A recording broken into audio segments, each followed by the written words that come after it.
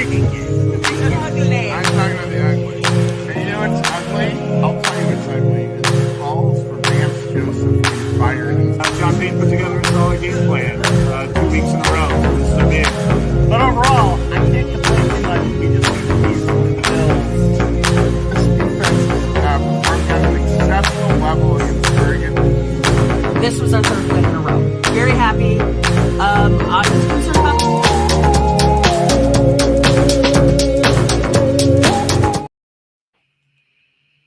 Well, hello everyone. Thursday, 9 p.m. So guess what time it is? Mile High Minute. All right, so I'm here with Touchdown Todd and Steve the Believer. So let's talk about that game on Sunday. I know we were all smiling. Yes. How do you start out? Go for it, Todd. So the good is that the game was so good that I had to review highlights and read game summaries the next day to remember individual plays. The whole entire game was good, and I'm sure that that's happened maybe 2 or 3 times in the last 8 years, but it felt Peyton-esque. Just the ease of which the offense was running, the dominance of the defense, the idea that there were maybe 5 times in the entire game that we were like concerned a little bit. It was about as much fun as I've had as a Bronco fan since Super Bowl 50. Yeah, it was good. Yeah, I think it's just overall, it's nice to just have fun games. Like I feel like we got started well. I didn't feel like at any point it was really a big concern. Like I didn't have this like, oh, it's all gonna slip away vibe. Like it's just like, no, we're just winning this game. We're just gonna, yeah, that's what we do now. All right, I'm cool with that. What do you think, Zena? I was a little concerned because I knew that their rush defense was pretty good. But within the first drive we had, we just started running all over them. Our offense was kicking, things were moving. Yep, my orange menace has decided he's joining. And it was just so much fun. It really was. I mean, I'll have to post one of the other show that I'm on. The bet I had with my friend Handy was he had to pretend to be Sean Payton with the visor on and call Sean the king of the NFC South. And he also did the incomplete too. He did a pretty good job with that. So Tuesday was a lot of fun for me, and so was the game. Even though I wasn't at the bar, I was watching it at home. Just listening. I actually got to watch the game at home. So this time it was on the TV that I could see it. So it was just a lot of fun. There's so many things in there that I was just like, okay, that's where we're going. But you're right, Todd. It was nice to just watch a game and not have to be concerned the entire time. Like they put the foot on the gas and they never let up. And I like that. So, okay. Anything else good you guys want to raise? Save it up for the beautiful. We'll do the bold first. We go with the bold. I'll lead. The play calling. The play calling in a couple of cases was really, really freaking bold. Like that one behind, but then you also have like I'll leave the one I was going to talk about. I'll leave it to the end. There's a couple of like the one where I don't know how to, Tim called it dimes, where we had the guy that ran around and then went up, and it set up this whole like crisscross everything, going like slants were going one way, one guy was going the other way. Like just the sheer just plays they going everywhere, like set up the slant, make it look like a slant, so they went that way, so the next time they set up the slant, they didn't go in the right positions, and we just ran over their defense. Our offense was really kicking in. Normally that's our D. So that to me, play calling, I love the play calling. So, Steve. I'm just going to go with making another prediction for my bold here. And once again, I can predict the same thing. Undefeated. Undefeated. We're just getting started. Going to the Raiders this week. I like where we're heading with this. So. Yep. Todd. So I'm actually going to add on to that with my predetermined bold, like winning against the Raiders will be a bold move. It is. We are the only 6-5 team that has a trap game, and this is absolutely a trap game. I think this actually might be one of the toughest games of the season for us because we're on such a high. It's so important to beat the Raiders. The Raiders have played us tough the last decade, as we know. So if we win on Sunday, we are in very, very good shape. And if we lose, it'll be a big loss. It would be a bigger loss than the Chiefs' loss. The Chiefs' loss was a moral victory. A Raiders loss will be a moral loss. So the boldness of those guys coming out and taking care of business, because I do think it's actually going to be difficult for them. And they got to rise to the occasion.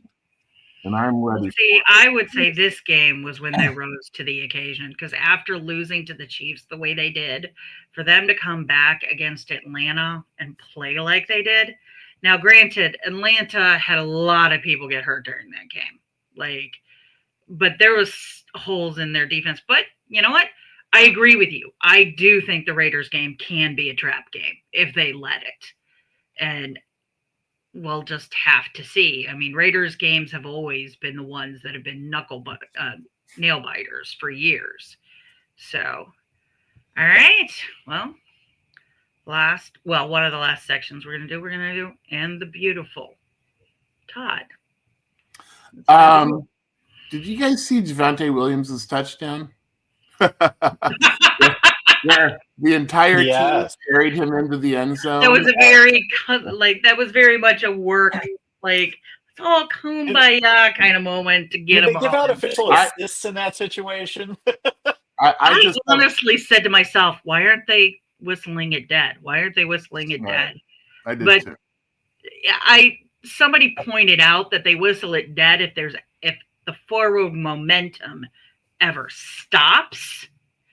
And if you look at it, forward momentum never stopped. Yeah, no, it was absolutely a slow developing play, and so I think it's beautiful in two ways. Beautiful in that, and the team talked about this, that it speaks to the heart of the team, that they collectively came together on that. But as importantly, Javonte Williams did not have a good game against the Chiefs, and it felt like a possibility that he wouldn't be relevant to the squad anymore. He had a good game. He had a good moment. Obviously, his offense is behind him. And so I think that it is in the same way that that Surtain's pick six turned around the season. I think this defines the season. That play is just a demonstration of how resolute this team is. And I am certainly on the bandwagon all the time, but reluctant to get on the bandwagon this time. There is something very cool happening with this team. I don't know where it goes, but they are for real. And that play just sort of epitomized it. You were kind of starting the direction I was going to go. I was going to say a team win. I was going to mention the being, Javonte being carried in the end zone by a team. So there's that. I'll pivot, and I'm going to go with Mims getting involved, the screen game really working well in this game. And I don't know if that's just a way we match up against the Falcons. I don't know if that's something about we've practiced it more. We've got the rhythm of it better now, but it looked so good. I don't remember the last time I saw a good screen game from the Broncos. I don't feel like we even did that well with Manning in there. So the screen game was on point on Sunday. Well, You took mine from later, Steve. Because you guys all know I do love some memes. But so I'm going to point out what I also thought was pretty beautiful was the lack of penalties that we had that really played into what we were going. But also, I forget who said it. One of the announcers or one of the I think it was play-by-play guy. I forget who he was like, yeah, their defense does really well against non-mobile quarterbacks. And a light bulb went off. I was like, yeah, that's true. If you have a pocket passer like Kirk Cousin is, because I mean, he's just out of an Achilles tendon surgery. He hasn't even hit a year on that. He's not able to move a lot. And he wasn't that mobile to begin with. There's also that point. But Aaron Rodgers wasn't really mobile. There's a lot of people we played this year, and that's when our pass rush really works for us. Now that also goes with me, like looking back to when we talked the last time about the Ravens game. Like Lamar is one of the most mobile quarterbacks there is in the league. So it just kind of made sense to me. But I do love that defense. That defense is so good. Did you guys see the clip with the Kelsey brothers talking about Riley Moss? Kelsey. Yeah, last week. Yeah, I did actually. Yeah. Travis Kelsey was actually praising Riley Moss a lot. He also praised Bo Nix a lot too. But what he said, joking, go look for the clip, it's funny, is he says that you don't know he's a white guy because he wears long sleeves, so you can't tell that he's the next Jason Seymour. That's paraphrasing, people. That's not exactly how he said it. But I thought that was pretty funny. And then I looked and I noticed in the game, it's like, yeah, he does wear long sleeves during the game. Okay, so we're going to go to, is this it? Player of the week. You can take this whatever way you want to. Todd? So, in the early 90s, Michael Jordan, who should have won every MVP of the year, didn't. And so it became this thing in the NBA where who is the second best player after Michael Jordan? There's only one player of the week. And maybe one of you guys will take him. He certainly was the player of the week. He wasn't even the player of the week for the team. He was the player of the week for the league. So I'm going to go to my player of the week, and that is Nick Bonita. And I think that we are underrating that dude. He had 2 sacks. He is third in the NFL for sacks this year. Again, a mid-round draft pick a year and a half ago. I know that we go back and forth in trying to figure out this front office and Sean Payton's strategy here.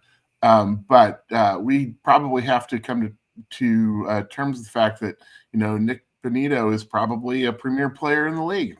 And his sacks they came at good times. They were good plays. And I am looking forward to seeing the second-year pro play a bit more. I agree. Agreed. Yeah, our pass defense is phenomenal right now. Like, it doesn't matter what side it's coming from. You shore up one side, you got the other side that are in there. And also, our running backs and tight ends are actually playing in protection. But I agree. Nick Bonito, hands down, deserves anything. He should be getting Defensive Player of the Week, but it's just there's some bias against the team because of how we started out of the gate. So, and I think that plays in a lot of things. So, Steve, what's your play or player of the week? I knew it.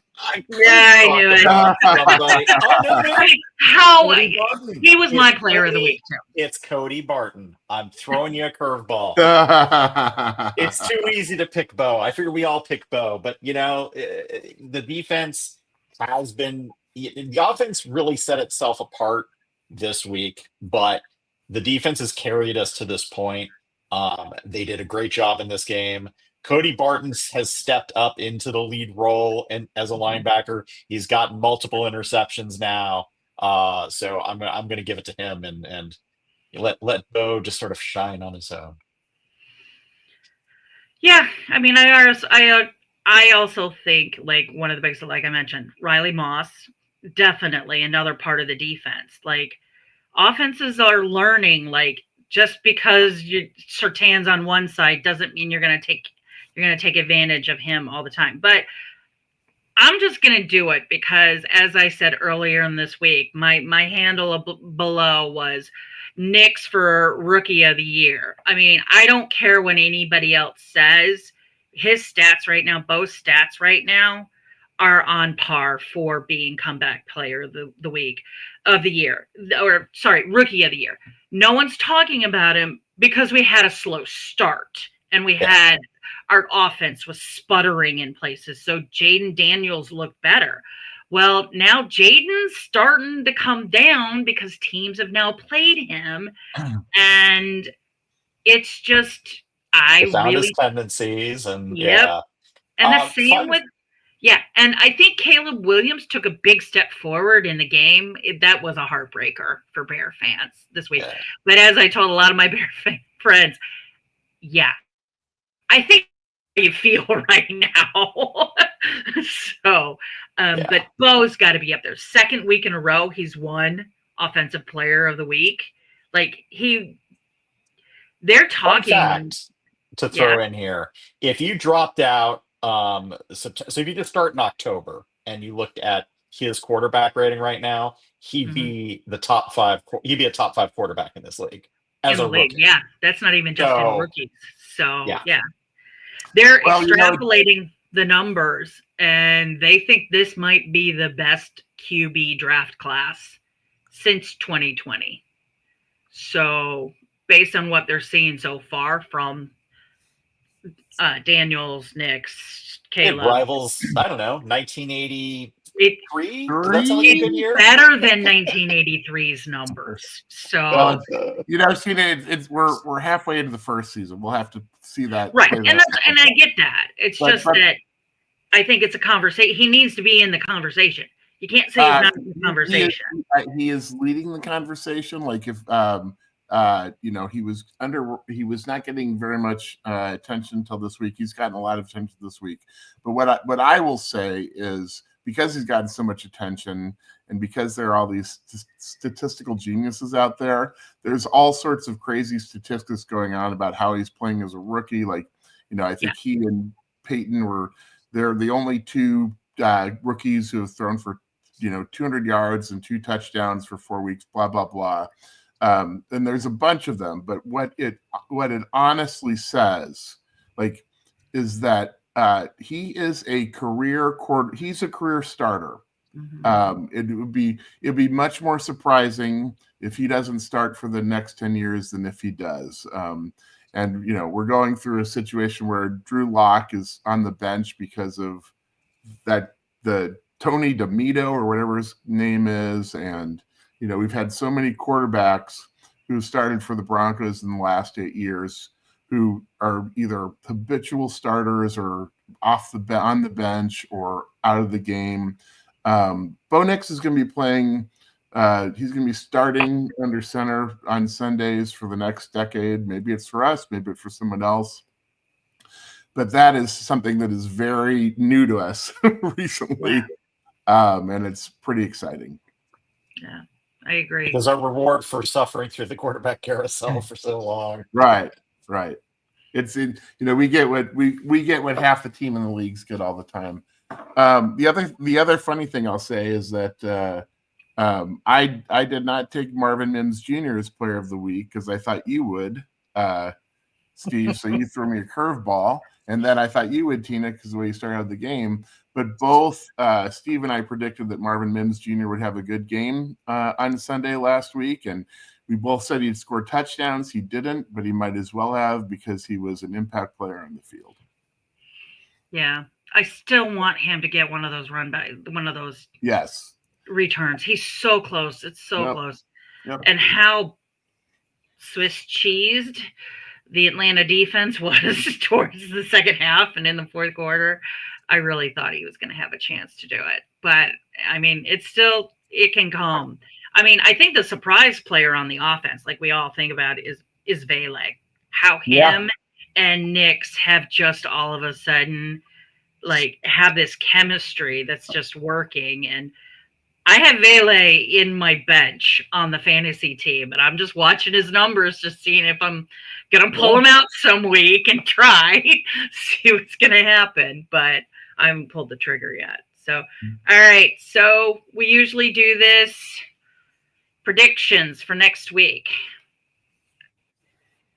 Todd, are you gonna just stick with your? Yeah, I can't ever pick against the Broncos on any kind of recorded format. So I guess I will go with the prediction they started out. No, Steve, I'm never going to pick against the Broncos. No, I don't even know why you're even talking about the notion of picking against the Broncos. Like, Right, what are you doing, man? They could be playing, the 15-0 Kansas City Chiefs, and I'm not picking against Broncos. But what I will predict is if we win this game, we're going to the playoffs. That is what I believe in my heart. I think it is a gut check game, and I think that if we come out and these are the games that playoff teams have to do really, really well, and these are the games that if you lose, you're not going to the playoffs. So that's my prediction. Steve, I like it. I have already predicted we're going undefeated for the rest of the season, so I think yeah, you kind of can't back away from that one. And the name of the guy who's I'm forgetting his name, the pass rusher from the Raiders who always makes our lives miserable. Max Crosby. Max Crosby. No sacks.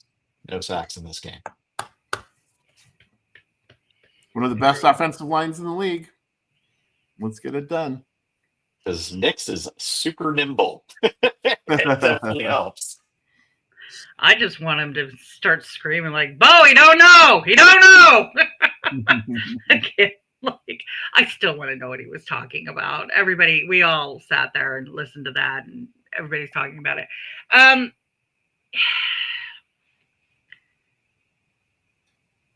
I say it every week, but I swear I think it's going to come true. Mims is going to get a run back. He's going to get a touchdown off of a return. I'm going to go bold. I'm going to say it's going to be a similar score like it was this week in with the Raiders, because let's be honest. Yeah, the Raiders games can be trap games, but they don't have a good team this year. Like their defense, what besides Crosby? Who's really there? We played them earlier in the season when our offense wasn't quite kicking. Yeah. We beat them, but I just don't think you can call trap games are after you're on a little bit of a win streak. We won one game in a row after two tough losses. I'm not as concerned about it. Hopefully I just think these guys aren't going to lose these next three games.